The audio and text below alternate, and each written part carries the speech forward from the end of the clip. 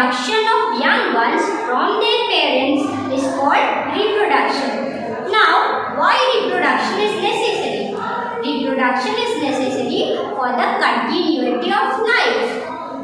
If reproduction will stop, then the world will come to an extent. So, why reproduction is important and how reproduction happens in plant, we will understand in this lecture. Okay, since our childhood, we learn that reproduction happens with the help of seed.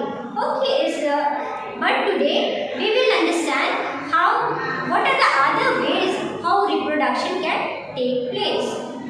Before getting into it, first we will understand the parts of plants. What are the parts of plant? This is a plant, and inside the soil there is root, and outside there is stem, there is green colored leaf, this is yellow colored flower, and the point from where these leaves are emerging is called nodes. Okay, so we have divided the parts of plant into two categories. The one is called vegetative parts of plant and the other is called reproductive part of plant. What is vegetative? First we will understand that. So the vegetative part of plant is root, stem and leaf. Okay, and the reproductive part of plant is flower.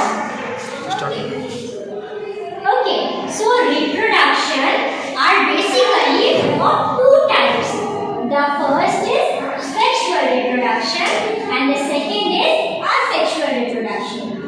Today we won't be discussing about sexual. Today we will be getting into details of asexual mode of reproduction. Okay, so asexual have four types. The very first type is vegetative propagation. The term vegetative propagation itself seems to be something it is developing from the vegetative part of plant. Okay, so the rose plant, money plant, if a rose plant, if we cut a branch of rose and we will bury it in soil, so a new rose plant will come out. The same thing is there with money plant. And you can see ginger potato in your home. You can see in potato there are scars. We call it eye of potato. So since our childhood we have been known that we grow plant with the help of seed. But do potato have any seed? No, potato don't have seed. We grow potato by cutting potato and burying it in soil. If we will cut this potato including the eye and we will bury it in soil, then a new potato will come out. So this mode of reproduction we call it vegetative propagation. The same thing will happen with ginger and turmeric. Okay, it grows actually potato, ginger and turmeric, they are stem of plant, and so these are growing from the stem. The next thing, bryophyllum. Bryophyllum, the leaf of bryophyllum, if it will fall in ground and if it will get this water, then a new bryophyllum tree plant will come out. Okay. The next topic is budding. What is budding now? We have understood that what is vegetative propagation. Vegetative propagation is the development of new plant, baby plant from their mother plant through what modes? Through stem, through leaves is called vegetative propagation. Budding. What is budding and in which plant budding occurs? Budding happens in yeast. How it happens? We will understand.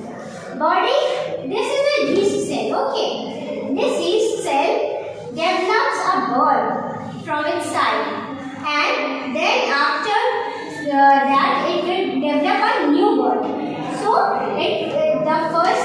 the mother cell will develop a bud and then it will divide, and in this process